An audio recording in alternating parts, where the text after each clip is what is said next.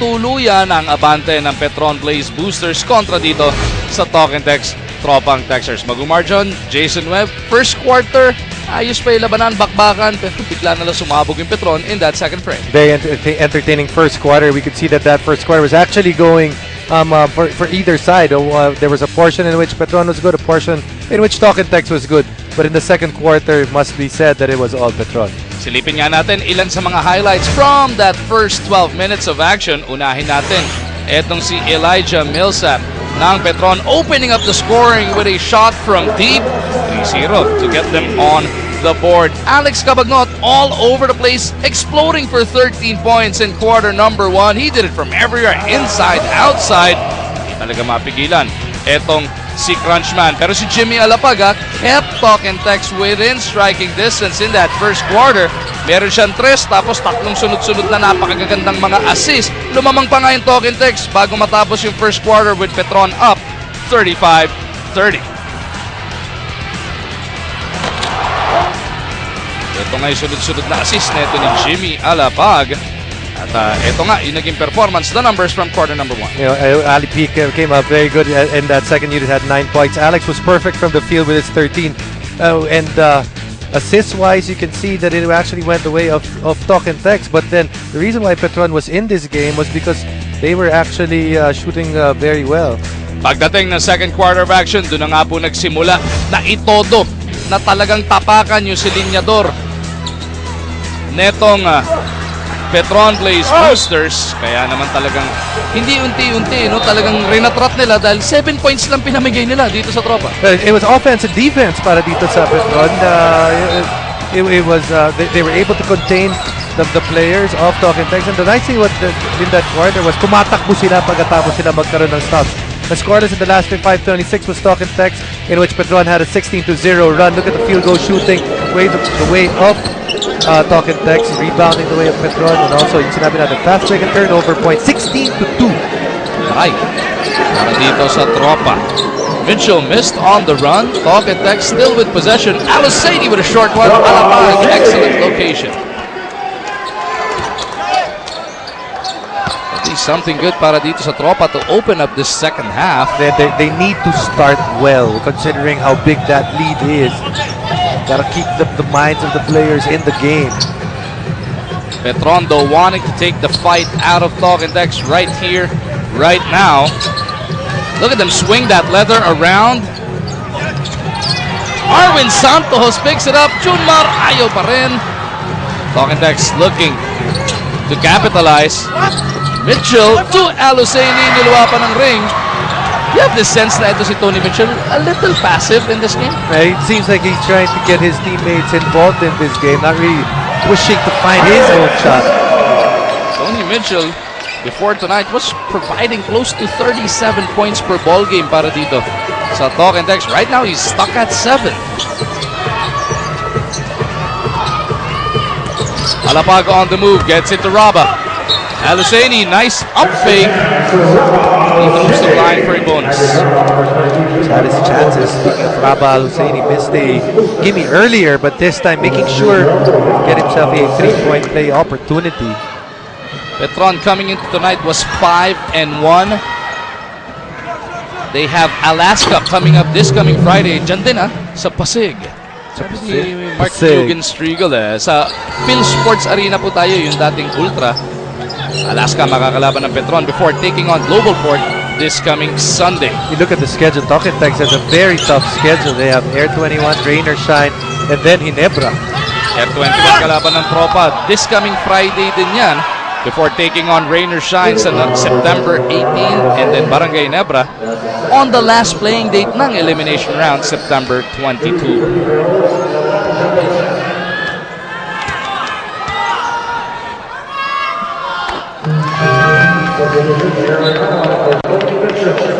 Elijah Millsap now with a grand total of 18 points. Aaron Aban ipinasok na para dito kay Tony Mitchell. Now that's pretty early. And it's like coaching staff Talk and Text not very happy with what they're getting mula dito kay Tony Mitchell. Bonasher attacking that baseline. Taken away by Santos. Millsap fouled from behind by Aban. The foul number 51 here now. His first two on Texas.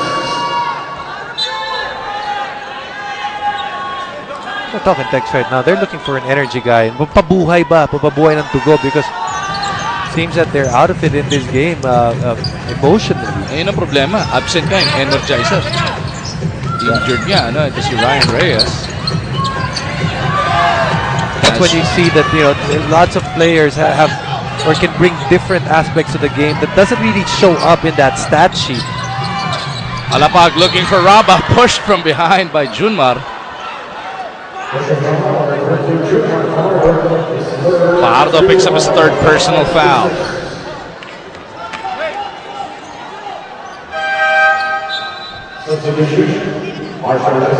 Para malaman natin ano ba nga na mga napagkwentuhan at the half, makibalita tayo kay Sel Guevara. TNT is struggling not because of lack of effort, but they were talking about lack of communication inside the court, and because some of the players came in late this conference, hindi sila nasa parehas na level. While Petron looking mighty solid at the first half, G. Abanilla does not want to be complacent. Kailangan pa rin nilang higitan ang disiplina ng talk and text. Balik sa inyo. Thank you, Sel. Yan, no, hindi pa pwedeng play not to lose na lang ang Petron. At this point, they look to try and push itong talk and text to the brink. See that Petron actually going with a better shooting lineup because Talkitex playing with the zone. Lassiter makes him pay right on top of Raba. Itong Petron Blaze Boosters, definitely a scary thing. Here's the issue though, because they've gone with a smaller unit, putting Millsap at the 4. Wala na makakapigil or wala na kasing laki. Itong si Raba Al-Hussein sa ilalim, but in the half-court set, they are pretty potent against the zone. Petron looking for the open man. Arwin back over to Lassiter. 4 to shoot. Somebody's got to go. Kamagnot, mga Araro.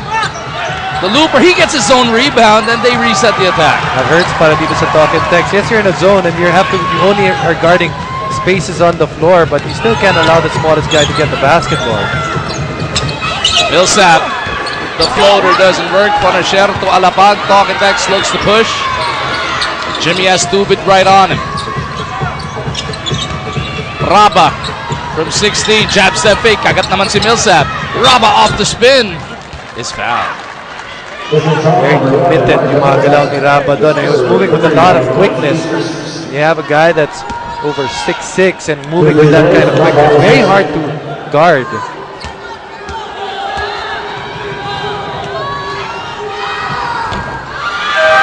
Al-Hussein misses on the first as Kramer checks back in. Tatlong sunod na mintis na para dito kay Raba Al-Hussein from the free throw line.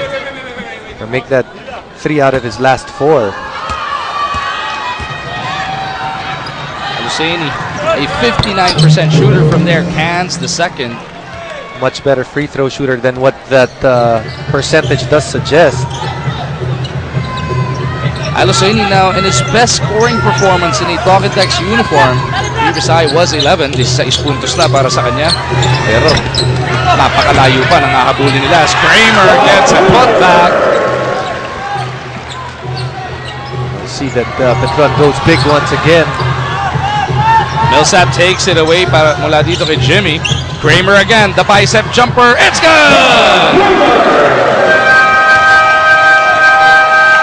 Instant relief in that substitution para dito sa Petron Blaze Boosters. Doug Kramer coming in and giving 4 quick points. Na ulit sa 26 ang abante ng Petron Blaze Boosters kontra dito sa Talkitex Tropang Texers. Tapos na nga ba ang drama para dito sa Petron? Kita mo naman, ano? Kahit saan sila magpunta, kahit sino ang tumira, nakaka-deliver ng maganda para sa kanila. They have a star-studded lineup. Now it's a matter of finding a way to make those stars shine together. And so far, that's what they've done here in the third conference. Good job on the part of Coach G of the media and the rest of that coaching staff. Masterful execution ang pinapakita dito ng Petron as Aban misses. Don't forget that they were actually doing very good last conference until they choked at the 5-1 mark.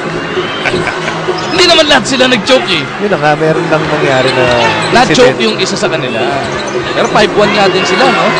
Yung puntong yun as Lassiter. Misses. Alabag surveys the floor. Aban off the sidestep. Drops it off to Ranidel.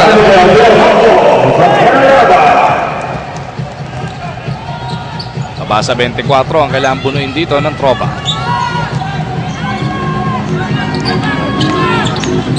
Kabagnot off balance. Lahat na lang talaga pumapasok para sa Petron. You know, when you're already playing well and you're also lucky as well, that's a tough combination to play against. Magaling na, siniswerte pa, no? Talagang disgrasya yan kahit sino pa ang yung mga kalaban. As Doug Kramer's whistled for the foul. Castro and Peak making their way back onto the floor. Papalitan si Ponasher and Aloceni as we take a look at this Photon strong drive. Ito, yung alahoy na tira mula dito kay Kabagnot. Brought to you by Photon. Empower your business. Haban attacking that baseline. Left-handed finish doesn't work. Millsap for the board.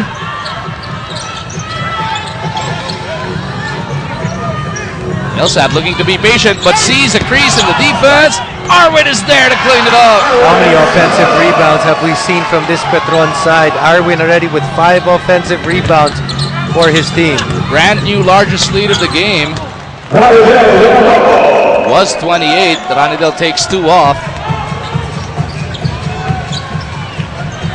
Remember, what was it? The winning margin of Petron in their last games has been Close to 17. close to 17. Corner jumper, last and third delivers. Can't leave him in the corner. There's a lot of guys out there that you might want to leave your Petron, or at least you have to choose to, but not Lassiter, especially from the corner. 29 na. Bante rito ng Petron. Castro on the move. Gets it underneath. Peak is fouled by Kramer. Pang-apat yan para dito kay Doug. And while this is going on, there is a side story here because Tony Mitchell removed at the 10:08 mark, and he still sits on the bench. Parang passive nga mula nung first half pa lang. We don't know what's going on. Dito kay Tony Mitchell as we take a look at this Rexona Power rebound brought to you by Rexona Power, or Rexona Men with 50% more long-lasting protection so you can do more.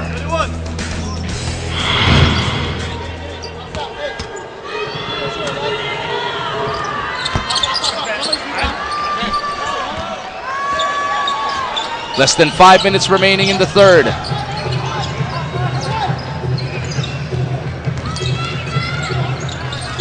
Millsap trying to get rid of etong si De Ocampo. Millsap to the corner. Lot sa atake na ipit. Arwin puts it up against the shot clock. Sa rebound battle, nandun pa rin si Santos. Pero Ranidel picks it up. Jimbo Aquino, pinasok na rin dito ni Coach Norman. Talagang naghahanap siya, no? Kung sino magbibigay buhay sa kanilang tropa. Usually, you know, when this team is in trouble, you have the combination of guys like Jason Castro, Ryan Reyes that bring in that energy. Remember, Ryan unavailable. Three-pointer on the way doesn't work. You have to remember that this is a team that actually has not gotten a chance to practice together. Although they've been together for the longest time, mahirap pa rin yung hindi kayo nagpa-practice na magkasama. And majority of the players on this team playing with the Gilas national side. Of course, they also lost in the process Kelly Williams and Japet Aguilar. You know, they lost Kelly, they lost Japet, they lost Jared. Jared Dillinger, another guy they lost. At ito si Ryan Reyes nga, absent just for tonight lang naman. Of course, they had some guys that came in for those guys.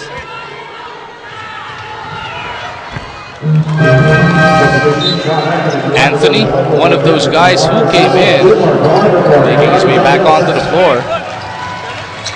As Millsap and Santos through to the bench, Fajardo and Kramer will man the front para dito sa Petron.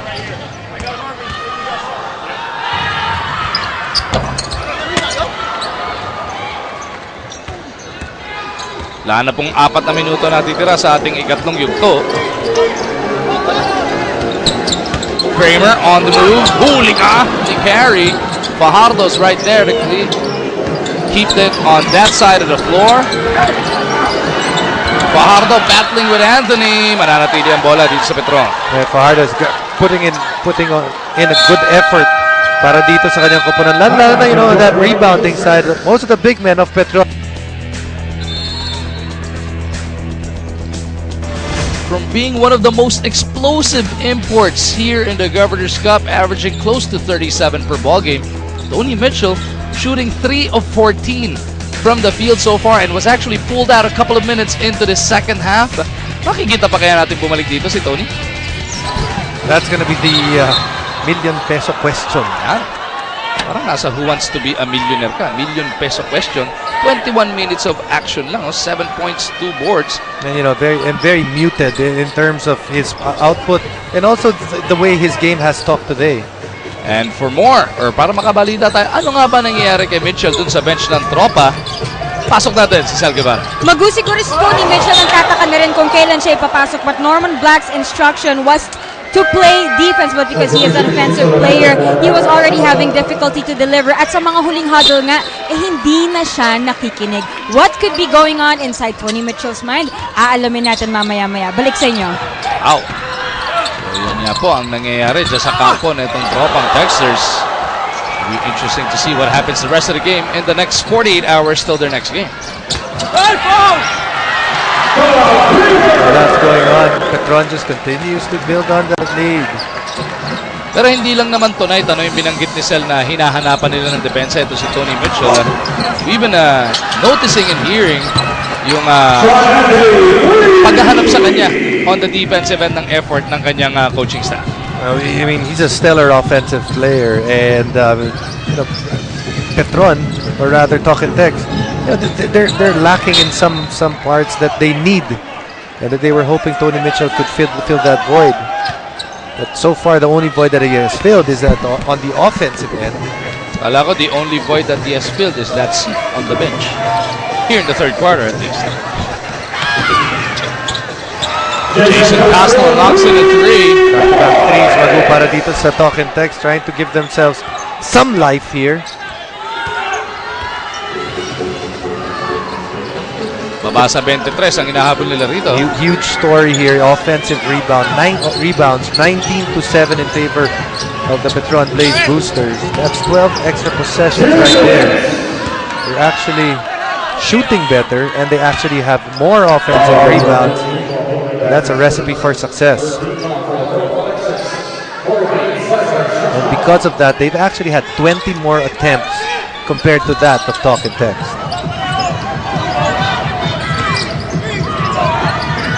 Petron looking to add to their lead. Lassiter's in trouble. 2 to shoot.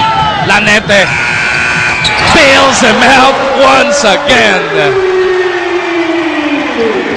Guards of Petron have played really well. Cabagnot and Lanete have combined for 27 points. Well, Chico Balboa Lanete, he is the backup now of Cabagnot here in this tournament. Hindi na nga masyado nagagamit si Denok Miranda, ano?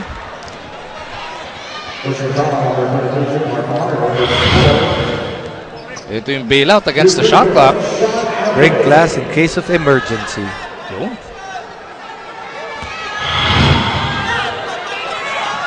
Anthony takes care of first. Double digits na. Itong si Chico Balboa Lanete. Hasn't missed.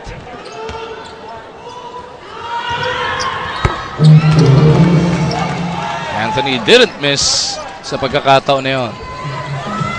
Sangkis, kailangan ubusin dito ng Talking Tex. Lutz to the corner, Lanete na naman. Bang! Hasn't missed until now. That's 5 out of 5. 3 for 3 from deep. It's a brand new tournament high para dito kay Chico. Total of 13 points. Harvey gets the putback. Oh, Ali Peak and Doug Dramer getting in each other's faces. Sabi nga natin, it's a very muscular matchup, Jason. Good job on the part of the referees to get in between the two of them, because that even started. Wala na makakapigil dyan. Si Mark Mugenstriegel, nandito pa ba? Ando kanina, courtside, nanonood. And two of the, I don't know, itong dalawang to, Peak and Kramer has never really had a reputation of getting into things like this. You know, they're just very physical players, and sometimes frustration does set in. And we did remind you guys that this matchup is entitled Bad Blood.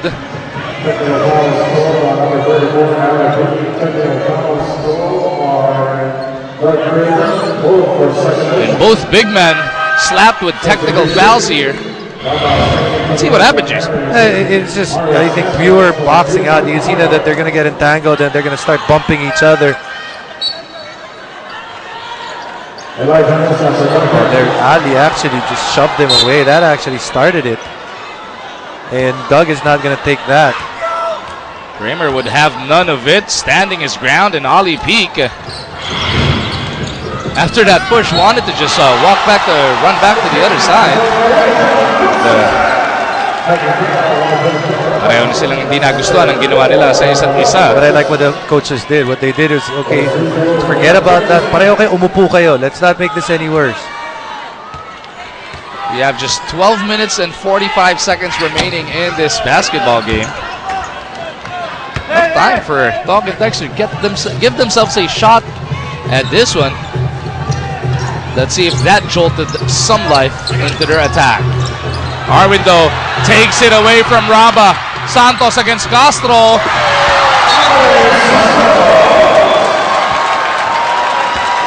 And Petron, they're playing like with like a team that's on a mission right now. They're trying to send a message. It is being heard loud and clear all over Philippine basketball right now. You don't really see this kind of score against Talk and Text here. You haven't seen it in the last 3-4 years. And you know, it's not because Talk and Text is playing terrible. Petron's just bringing it to them on both ends. Manhandling the Talk and Texters at this juncture. 31 na, sambo na ang abante rito ng Petron. And with 12 minutes remaining in this game, Petronivers inside the Big Dome are now up on their feet. Let's see what happens sa aming pagbabalik.